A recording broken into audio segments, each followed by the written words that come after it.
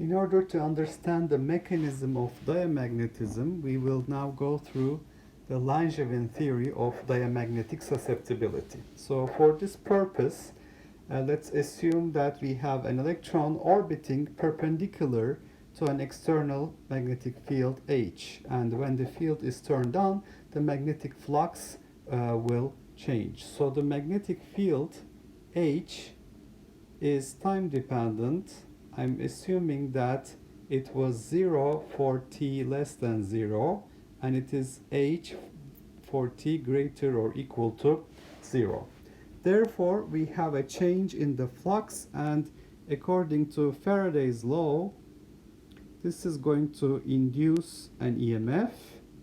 So the induced EMF epsilon will be equal to minus the change in flux, rate of change of flux, minus d phi dt. Now,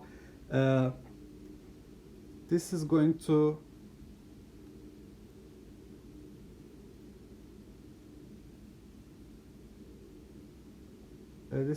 be minus dt of mu 0 h times a, since we're perpendicular to the current loop, and so that will be equal to minus mu 0 the area A, which is pi r squared, multiplied by dh dt. So this will also create an electric field, and it will lead to an induced current for this loop. So we already have a current because the electron is orbiting around the nucleus. So this is the current we currently have, I. And now when we turn on the magnetic field, the induced current will flow in such a way that it will oppose the change in the flux. So in order to have the induced current oppose the change in the flux, the induced current must be in the direction of the current we already had. So that the magnetic field that this current is creating will be opposing the external magnetic field. So that's due to an electric field that we have created in this current loop.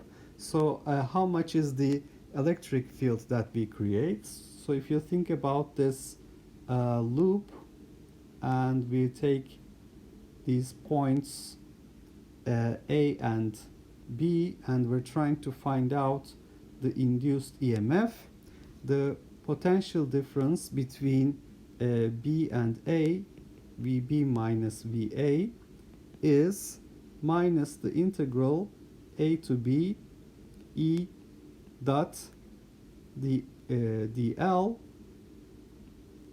and that is the integral from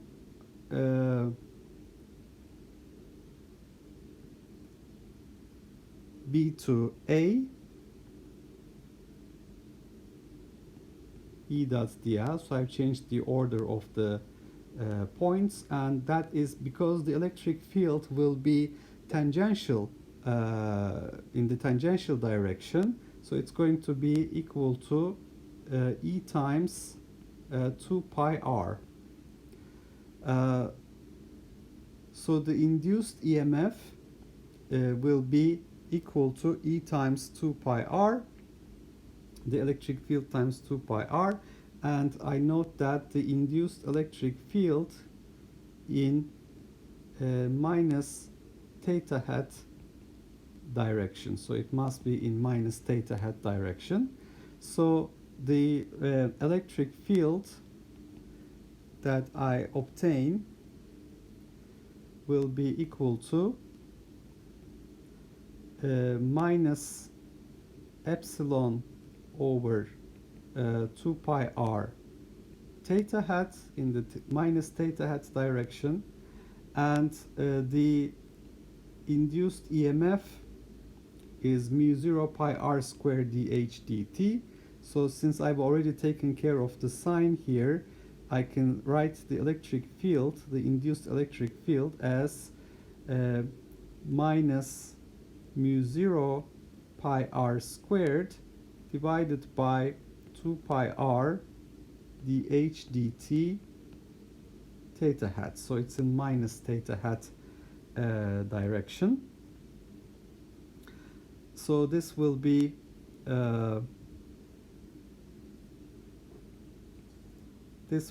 equal to, by canceling these pi's here and one of the r's here, I see that this will be minus mu 0 r over 2 dh dt theta hat. So it's in the minus theta hat direction. So that means the electron will feel a force due to this electric field. The force F that the electron feels will be equal to minus E times the electric field, E. So the force will be in plus theta hat direction. So this will be equal to mu 0 ER over 2 dH dt in theta hat direction, and therefore the torque that the electron will feel, torque, is basically equal to R cross with F. So it's R hat cross with this force mu 0 ER over 2 dH dt in theta hat direction, R hat cross theta hat. So if this is your R hat vector and here is your theta hat vector, R hat cross theta hat will be in the K hat direction. So we will have the torque tau is equal to mu 0 E R squared over 2 dH dt in K hat direction. And we know that torque is related to rate of change of angular momentum. So this is actually dl dt. So therefore we see that by turning on this magnetic field, we have caused a change in the angular momentum of the electron, delta L, that is equal to mu 0 ER squared over 2 delta H, but delta H is equal to H because I changed the magnetic field from 0 to H. So it is mu 0 ER squared over 2 times H. So that's the change in the angular momentum. Now I need to remember the relationship between magnetic moment and angular momentum. So this is change in angular momentum.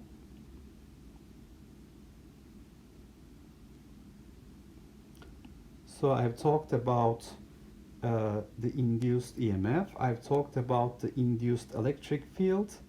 I've talked about the force, the torque, and the change in angular momentum.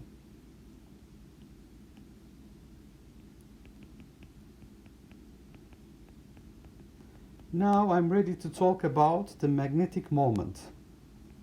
The magnetic moment in SI units is basically given by current times area, that's the magnitude if you remember, and the current that flows through this current loop is basically the charge that we have, electron charge E, divided by the period T, multiplied by area pi r squared, and since we have the tangential speed equals 2 pi r over t, assuming uniform circular motion, basically we can write for 1 over t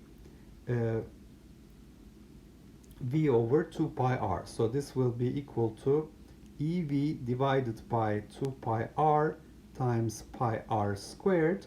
So we have cancellation of pi and one of the r's disappear.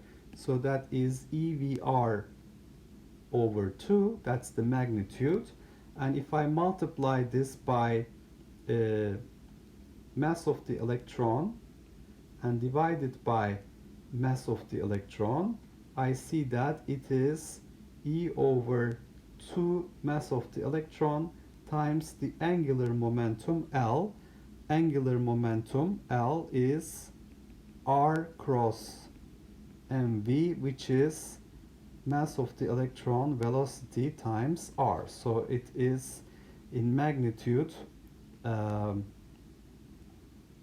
we have this angular momentum. So it is E over 2 me times the angular momentum L. And because the electron has a negative charge, minus charge here, it is minus E over 2 me times the angular momentum L. Okay, so magnetic moment is minus E over 2 me times the angular momentum L. So how much is the change in the magnetic moment, delta M? Delta M will be equal to minus E over 2 me times delta L. And we have increased the angular momentum by a certain amount. How much was it? Mu 0 ER squared over 2h. So minus E over 2 me times mu 0 ER squared over 2 times h. So we find that the change in the magnetic moment is minus mu 0 E square R square H over 4 times the mass of the electron.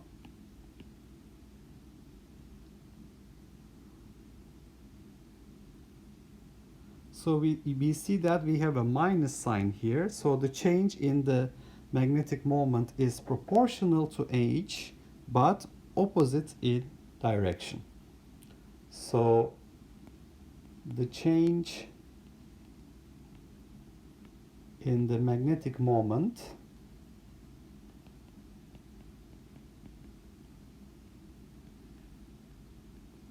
is proportional to H, but opposite in direction. Now, in general, I can have this magnetic field at any angle with respect to this loop. So if I consider my current loop again, and I have the magnetic field at an angle with respect to this loop. So if this is my radial vector r, and this is at an angle theta, I'm turning on the magnetic field. The radius that I have in this equation, r, is basically the one that is perpendicular to this loop. So I need to consider the projection of this r onto this onto the perpendicular axis, which is going to give me a radius capital R. So this is basically the perpendicular component of r, and I see that capital R is r sine theta. So since this magnetic field can have any angle with respect to this r, basically I can consider r being on the xy plane and h being on the z axis. So r on the, so I'm placing my Cartesian coordinates such that r is on the xy plane and h on the z-axis. Okay, so in general I have x using basically assuming that I have a spherical distribution of charge. So assuming if the charge is spherically distributed, this radius of the orbit is basically going to be the radius of a sphere. We can say that we can assert that the distribution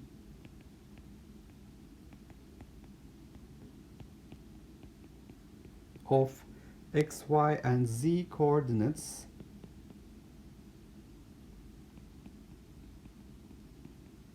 are independent. So we have a spherically symmetric charge distribution and identically distributed. So if you consider the radius r squared, it's going to be x squared plus y squared plus z squared. So because it's the electron orbit radius is the radius of a sphere, the charge is spherically distributed. So if I consider the average value of r squared, it will be equal to average value of x squared, y squared, and z squared, and this will be equal to 3 times the average value of x squared. Because average value of x squared, y squared, and z squared will be the same, and they're all equal to 1/3 of average value of r squared. And now, since capital R is on the xy plane, that's how I place my Cartesian coordinates. Also, I have x squared plus y squared is equal to r squared. So if you consider the average value of r squared, it is average value of x squared plus average value of y squared. It is basically 1/3 average value of r squared plus 1/3 average value of r squared. So 2/3 average value of r squared. So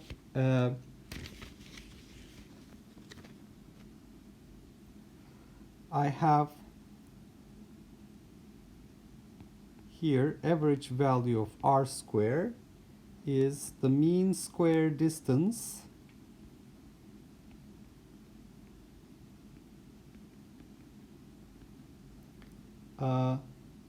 of the electron from the nucleus.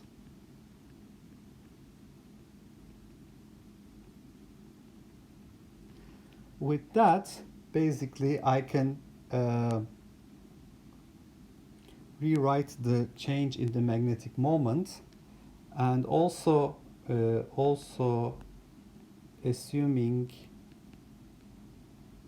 plus Ze charge in the nucleus, that is the atomic number is Z, then I have the change in the magnetic moment, delta M, will be instead of mu 0 E squared R squared H over 4 ME, it's going to be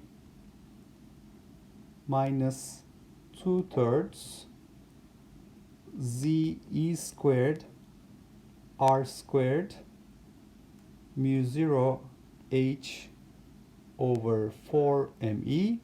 So it will be equal to minus Z E squared R squared mu 0 H over 6 ME. Okay, so this will be the change in the magnetic moment per atom. Now, in order to obtain susceptibility, I need to know the magnetic moment per volume. So we need to talk about magnetization. So if I know the change in the magnetic moment per atom, now my task is to get magnetization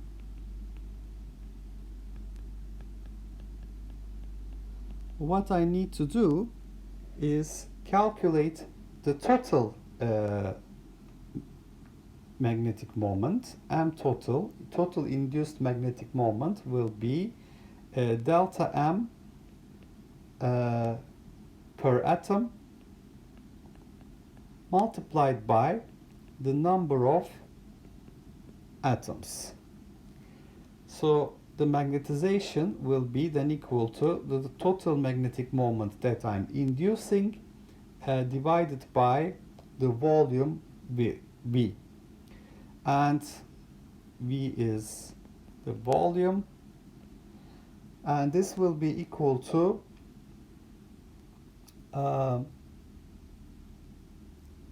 delta M per atom times number of atoms per volume. So I need to know number of atoms per volume. How can I calculate a number of atoms per volume? Well, I know the density of the material. It is mass per volume. That is the density. I know that there are Avogadro's number of atoms per mole. Avogadro's number of atoms per mole.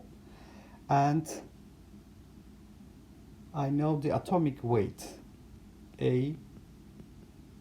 Atomic weight, that is the mass of 1 mole, mass per mole. So I can see that the number of atoms per volume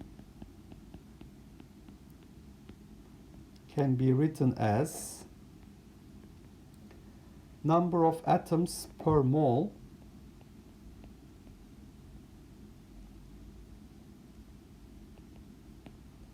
mole divided by mass, and mass divided by volume. So we can see that if I have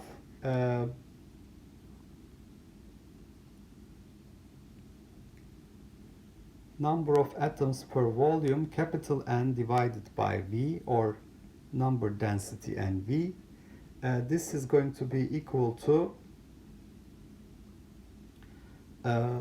Avogadro's number of atoms per mole, times 1 over the atomic weight or atomic mass.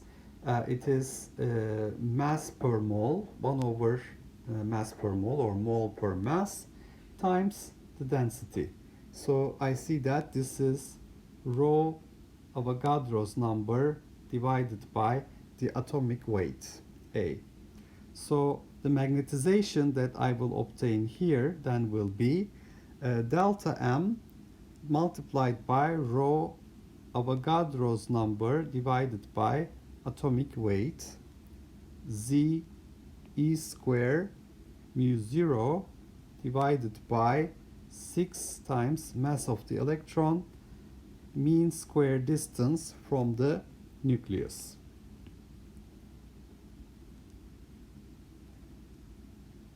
And this is multiplied with H. So let me put H here. So susceptibility then will be equal to M over H, and that is minus rho Avogadro's number, atomic weight, Ze square mu 0 over 6 mass of the electron, average square distance from the nucleus. So we have obtained the diamagnetic susceptibility. Of course, this calculation was done in SI. So if you know the susceptibility in SI, how can you convert it to CGS? So how about chi CGS? Well, the susceptibility is m over h. So if you have a magnetization of 1 EMU per centimeter cube and a magnetic field of 1 Ørsted, you obtain 1 EMU per centimeter cube Ørsted as the CGS susceptibility. And since we have 1 EMU per centimeter cube is 1000 ampere per meter, and at the same time 1 Ørsted is equal to 1000 over 4 pi amps per meter. What is this ratio? Chi SI is 1000 amps per meter divided by 1000 over 4 pi amps per meter. So we obtain a 4 pi. So we see that the SI susceptibility is 4 pi times the CGS susceptibility. Therefore, if you're wondering what the susceptibility is in CGS, you have to find the SI value and divide it by 4 pi.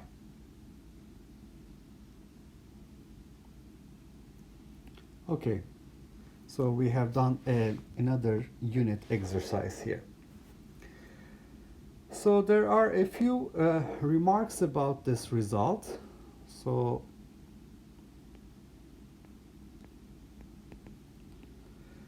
first of all, Langevin theory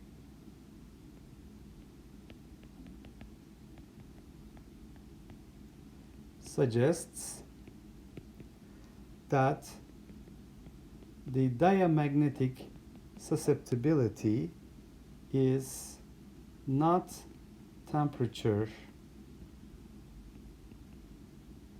dependent, is temperature independent, and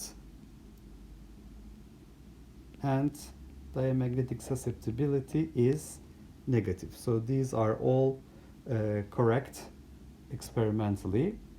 There is a weak temperature dependence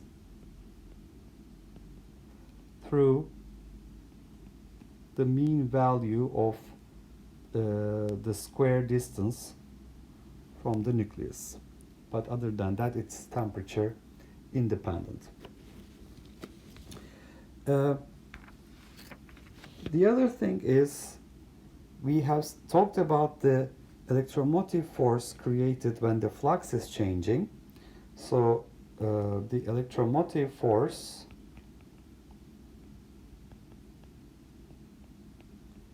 epsilon is created only while the flux is changing,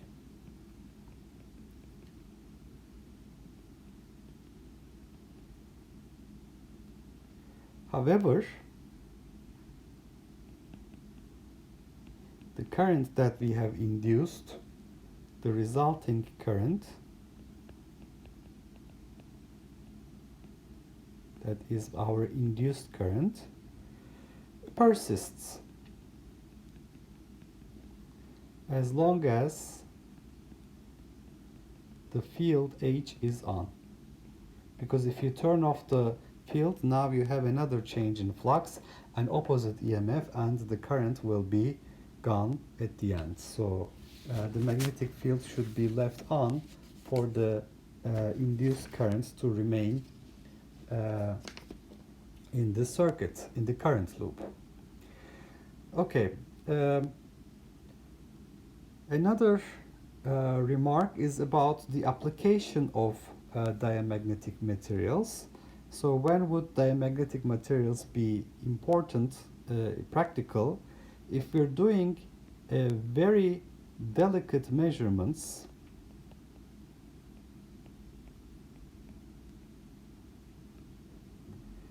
where a zero moment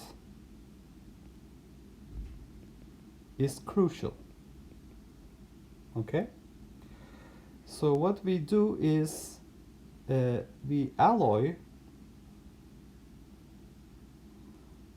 of para and diamagnets.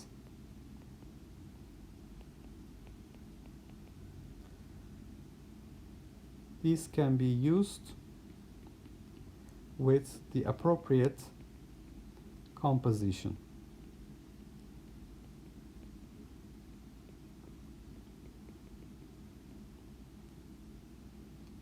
Which is at the measurement, that is applicable at the measurement temperature. Okay, so the diamagnetic susceptibility as a function of temperature, as we said, is temperature independent, and it is small and negative. So it's like this. On the other hand, the paramagnetic susceptibility, as we will see in the next chapter or next week, it varies as 1 over T. So you have to choose the temperature at which you will do the measurement and decide on the composition of the alloy accordingly in order to have a zero magnetic moment. Now, what materials are diamagnetic? We talked about this briefly before. So if you have closed shells,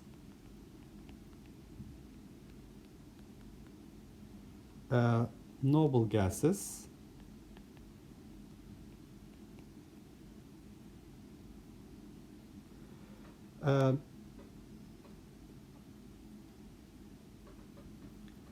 there are also many diatomic gases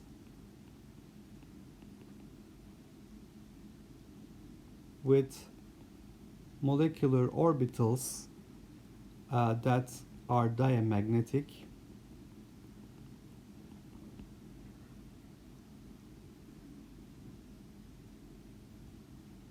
For example, hydrogen molecule. So if you think about an electron that is coming from one hydrogen, 1s electron, and another electron coming from another hydrogen, 1s electron, when they come together, we have bonding and anti-bonding orbitals. So in the molecular orbitals, this is the bonding orbital, and this is the anti-bonding orbital. And we have basically created a very stable situation here in the bonding orbital. This bonding orbital is due to symmetric wave function combinations, and this is due to anti-symmetric wave function combinations so these are things you can recall from quantum mechanics, and energy of the system is increasing in this direction. So bonding orbitals are lower energy, therefore when these two atoms come together, the electrons will be occupying the bonding orbital in order to minimize the energy. And in that case, we basically form a closed shell structure in this bonding orbital, and therefore it behaves as a diamagnet. Okay, so let's summarize what we said about diamagnetic susceptibility. So in Langevin theory, we have an electron that is orbiting around the nucleus, and it's creating a current basically, which is the charge of the electron divided by t, the period of the revolution.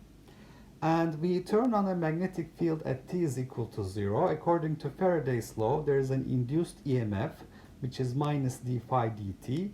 The flux is given in SI units as mu0 h times a, when h and a are, the loop is perpendicular to the magnetic field.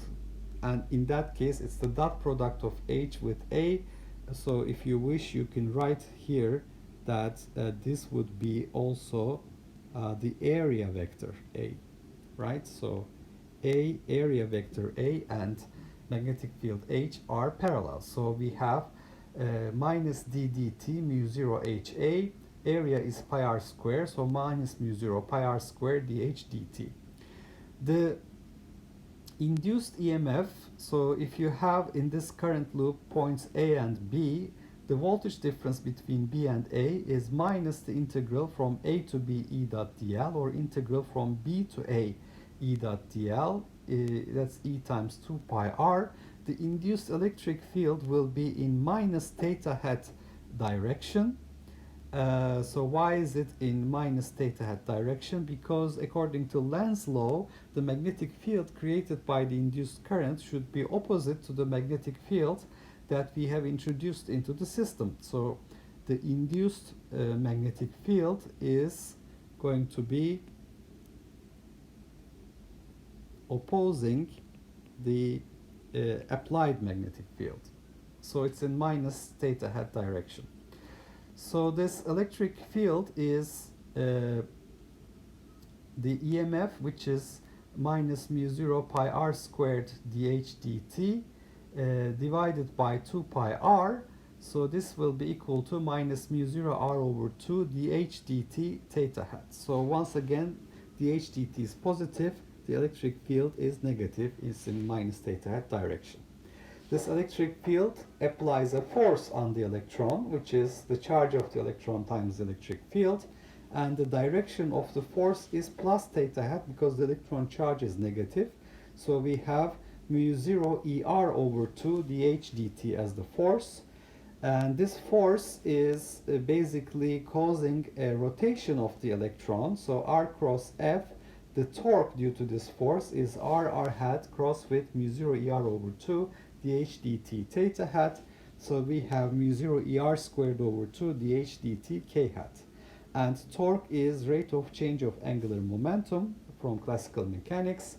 So we know that the angular momentum change is then mu 0 ER squared over 2 delta H, where delta H is H because it was 0 for t less than 0, H for t greater than 0.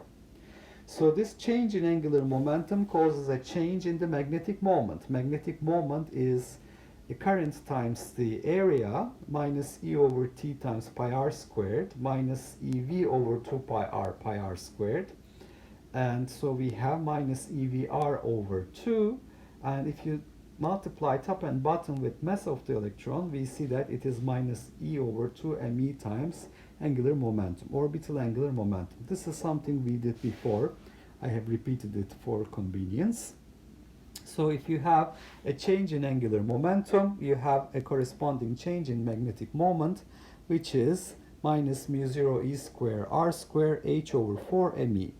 Now, since the magnetic field can be at any angle with respect to the orbiting electron, because the electron charge is spherically distributed, or we can assume it's spherically distributed, then we can see that the orbit radius r square is x square plus y square plus z square.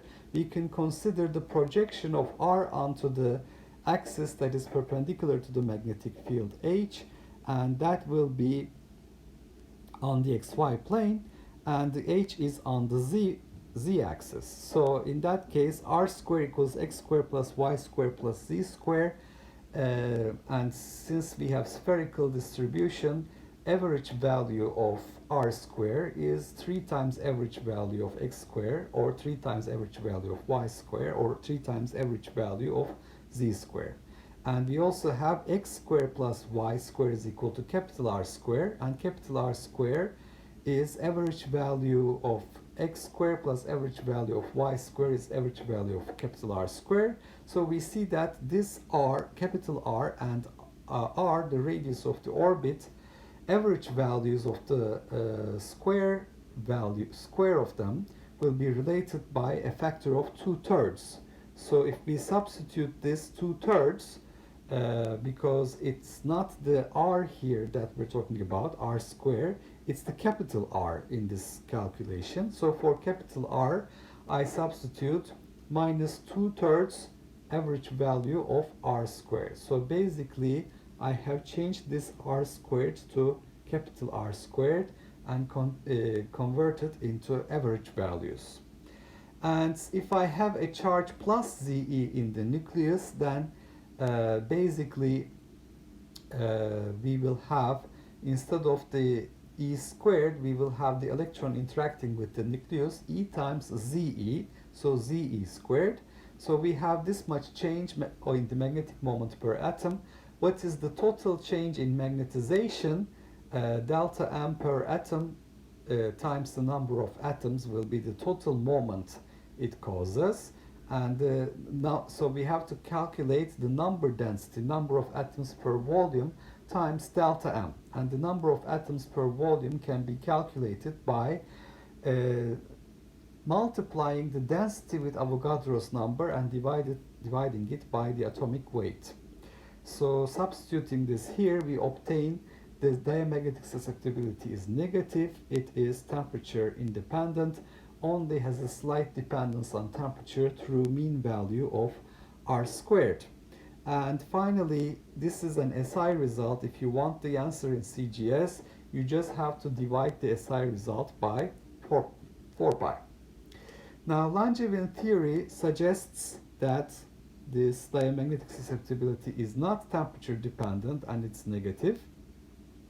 The electromotive force is created when the magnetic field is turned on, and it will cause an induced current, but the induced current persists as long as we don't turn off the magnetic field. If we do, then an opposite electromotive force will be created and the induced current will disappear. And for very delicate measurements where a zero moment is crucial, we can make alloys of paramagnetic and diamagnetic materials, and we need to be careful with temperature dependence of susceptibility for paramagnets, which has a 1/T dependence. So in the measurement temperature, they will be cancelling each other. Examples of diamagnetic materials include closed shell noble gases, and also many diatomic molecules where the molecular orbitals will form. In the bonding orbital, we will see that we have a closed shell structure forming. So the upspin and downspin come together. It becomes just like a closed shell structure. Therefore, it behaves as a